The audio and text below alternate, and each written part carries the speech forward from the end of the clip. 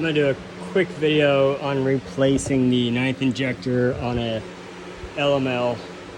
This is a 2013 Chevy 3500 HD 6.6 diesel, Duramax diesel. So, alright.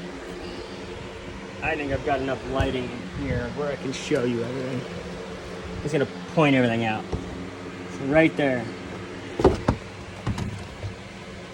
that's where it connects to your downpipe. You see the shiny foil come down and plugs in right there. Okay? That wrench is a 7/8. Okay? You've got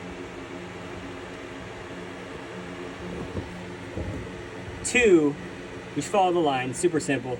Two of these 10mm nuts, one here and one up higher. You may have to take off this bolt here, remove the harness to get it behind it. Okay, pretty simple. I'm in here. I went ahead and did my fuel filter while I'm at it. I didn't clean that up yet. I haven't put all of it back together yet. I took off the tube that connects the air filter with the engine to make it easy.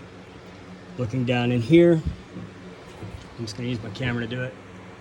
You can see, if you follow that line from where the exhaust downpipe is, you follow it up, there's your 9th injector. Okay?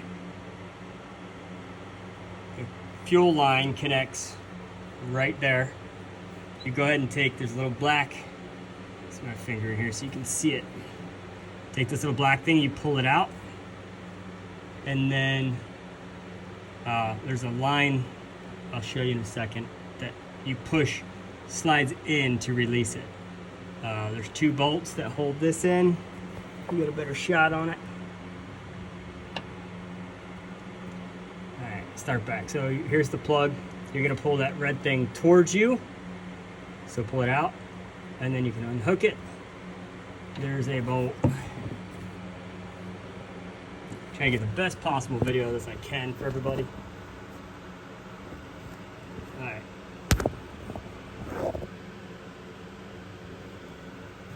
I see it, but I want to make it easier to explain. Let me jump up on the engine and show you. Alright. Where it connects to the truck.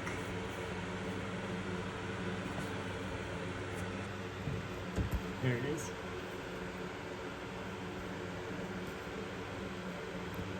Right there, that bolt, there's a plate that comes around, and I'll show you on the other injector. You see the injector right there. There's that fuel line that goes in, there's one there, and then completely directly on the other side of it, there's another bolt on the bottom, which is really hard to see now that I put everything back together. It's gonna be, so that hose connect right there, you're gonna have to get that off. I pulled mine out. It went back in just fine, and underneath that's the other bolt. So 1, 2, 3, 4 bolts, and then the pipe where it connects to your downpipe and the fuel line. Okay? Let's go back here. I'll show you the tool. Here's the tool for getting that out. Amazon's like $6. It slides over the fuel pipe, and then let me set this here and I'll show you. Here's the old injector. So it goes over the fuel pipe, and then inside here,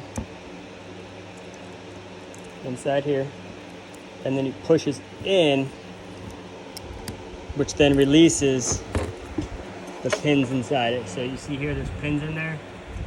That's what this does, is it goes in there and pushes those to the side so you can release the fuel line. So this goes in this way, and then push in, and then pull out on the fuel line. That's about it. Like I said, here's the old one here. The fuel line connects.